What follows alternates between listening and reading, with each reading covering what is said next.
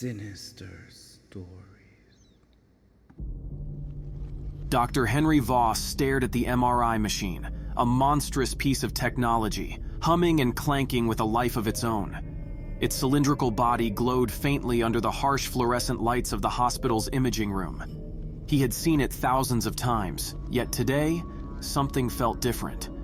Maybe it was the dark clouds gathering outside, casting an eerie gloom over the building, or perhaps the chill in the air that sent shivers down his spine. Whatever it was, it left him with an unsettling sense of foreboding. John Marsh, a 38-year-old insurance agent, sat nervously on the edge of the bed, waiting for his turn. He had been experiencing severe migraines for weeks, and his doctor had finally recommended an MRI. As he looked at the machine, it seemed to stare back at him, cold and indifferent. "Ready, Mr. Marsh?" Dr. Voss asked, his voice betraying none of his internal unease. John nodded, his mouth dry. He lay down on the bed, and the technician began positioning him. The room was cold, the kind of cold that seeped into your bones, making you feel as if you'd never be warm again. The technician handed John a pair of earplugs to muffle the machine's deafening noise. The bed slid into the machine, and John found himself staring up at the white, claustrophobic tunnel. The noise started, a loud, rhythmic clanging that resonated through his body. He closed his eyes, trying to calm his racing heart. As the minutes ticked by, John felt a strange sensation wash over him. It started as a tingling in his fingers and toes, gradually spreading throughout his body. He felt disconnected, as if he were floating outside of himself, watching his own body lie still in the machine. The sensation grew stronger, and he felt a sudden, overwhelming urge to open his eyes. When he did, the world had changed. He was no longer in the MRI machine, but standing in the middle of a busy city street. Cars honked, people shouted, and the air was thick with the smell of exhaust fumes. John looked around in confusion, his heart pounding in his chest. This wasn't his city. The buildings were different, the people were different, and even the sky seemed a different shade of blue. He looked down at himself and gasped. He was wearing a suit, not the hospital gown he had put on for the MRI. His hands were different too, larger, rougher, with a gold wedding band on his left ring finger. Panic set in as he stumbled forward, trying to make sense of what was happening.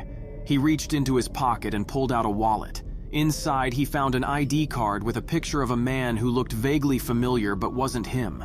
The name on the card read Michael Harper. "Excuse me," he called out to a passerby, a woman with a kind face. "Where am I?" She gave him a puzzled look. "You're in New York City. Are you okay?" John, Michael, nodded slowly, his mind racing. I think so, thank you." He wandered the streets for what felt like hours, trying to piece together this new reality. He found a newspaper stand and checked the date. It was the same day he had gone for the MRI, but everything else was different. He had memories, vague and distant, of a life he had never lived.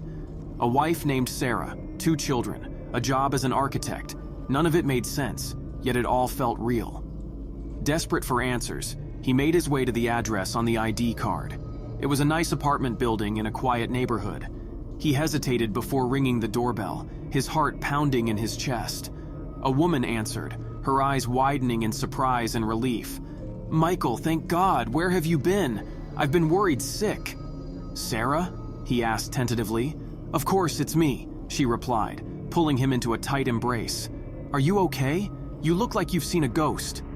I'm fine," he said, his voice trembling. "Just had a strange day, that's all." She led him inside, fussing over him, asking questions he struggled to answer. As the evening wore on, he learned more about this life he had somehow slipped into. The apartment was filled with photographs of them together, with their children, living a life he had no memory of.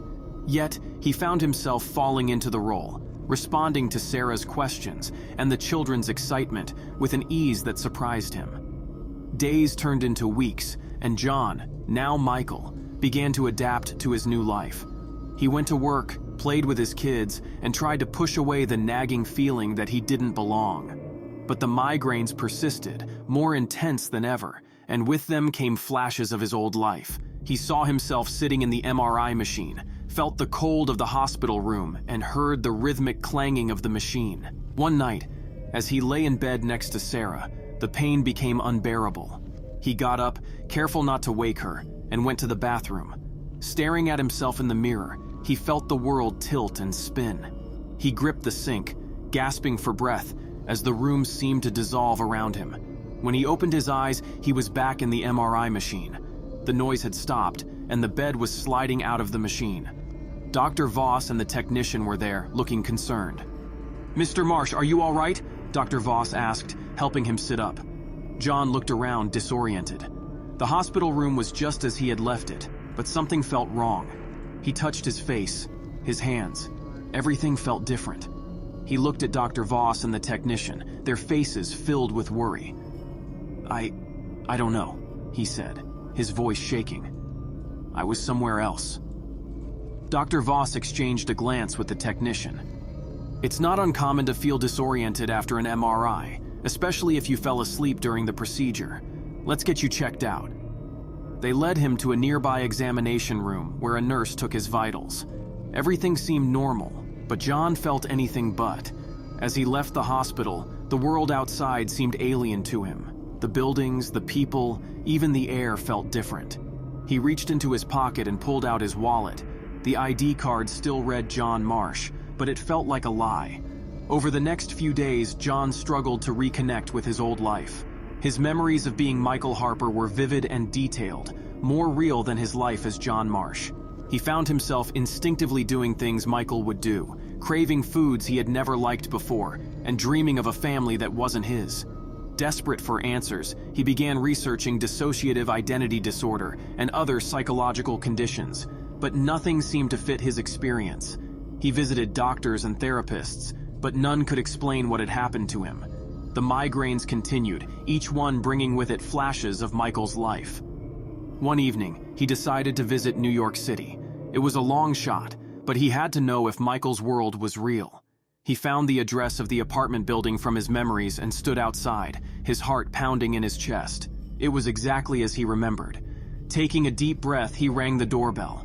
The woman who answered was not Sarah, but looked strikingly similar. She frowned at him, clearly puzzled. "Can I help you?" she asked. "Is Michael Harper here?" he asked, his voice trembling. Her frown deepened. "Michael Harper? No, there's no one by that name here. Are you sure you have the right address?" John's heart sank. I must have made a mistake. I'm sorry to bother you." He turned away, feeling more lost than ever. As he walked through the city streets, he wondered if he was losing his mind. The boundaries between John and Michael blurred more each day, and he no longer knew who he was. One night, as he lay in bed, the pain became unbearable again. He clutched his head, feeling the world spin around him. He closed his eyes, and when he opened them, he was back in Michael's apartment. Sarah was there, looking worried. "Michael, are you all right?" Michael nodded slowly. "I'm fine, just a headache." But he wasn't fine. He felt like a man trapped between two worlds, two lives, unable to fully belong to either. As days turned into weeks, the cycle repeated. Each time he experienced the overwhelming pain, he would wake up in the other life. Each existence felt real yet incomplete. Desperation led him to seek out help from unconventional sources. He visited psychics, spiritual healers, and anyone who claimed to have insight into the mysteries of the mind and soul. One evening, a particularly enigmatic professor named Celeste Crane looked deeply into his eyes and said, "You are a man split between worlds. There is no simple cure. You must find the anchor that ties you to both existences." "What do you mean?" he asked, his voice tinged with desperation. She replied that there must be some common ground between the both of you. She suggested continuing researching both lives and try to connect dots between the two. John's desperation grew with each passing day. He was tormented by the blurring lines between his two lives, feeling as if he were a marionette pulled by invisible strings.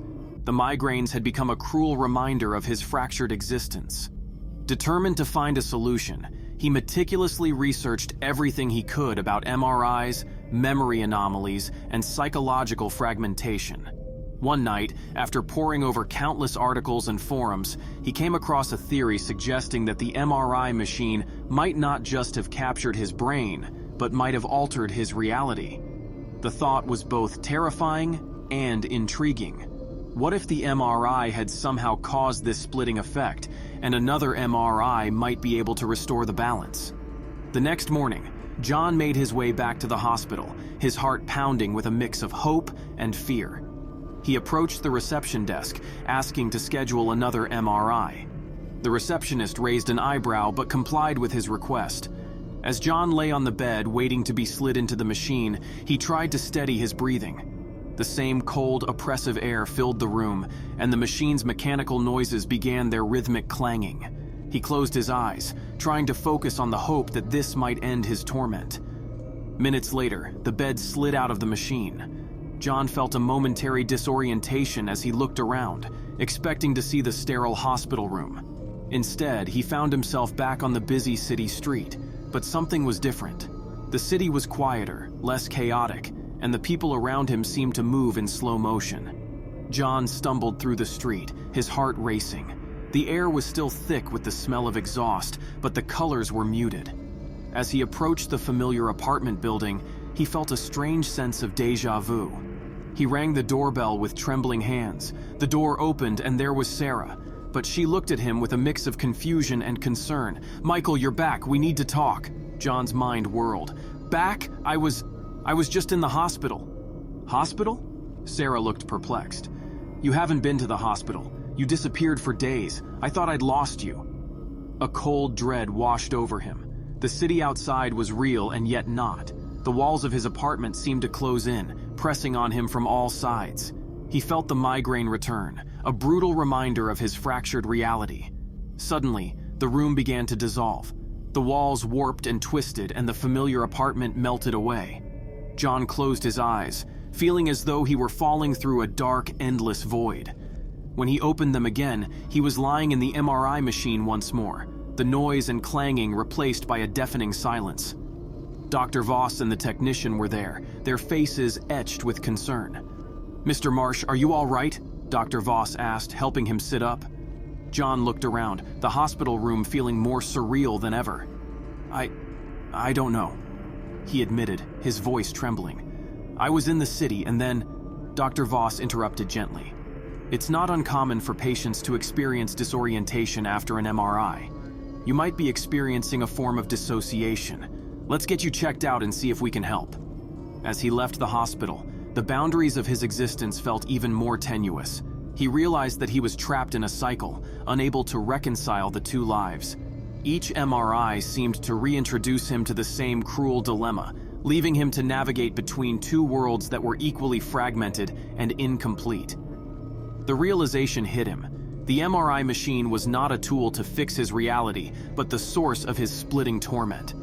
And as long as he sought refuge in its cold, mechanical embrace, he would remain ensnared in his own personal nightmare, forever oscillating between two worlds, neither of which he could truly call home.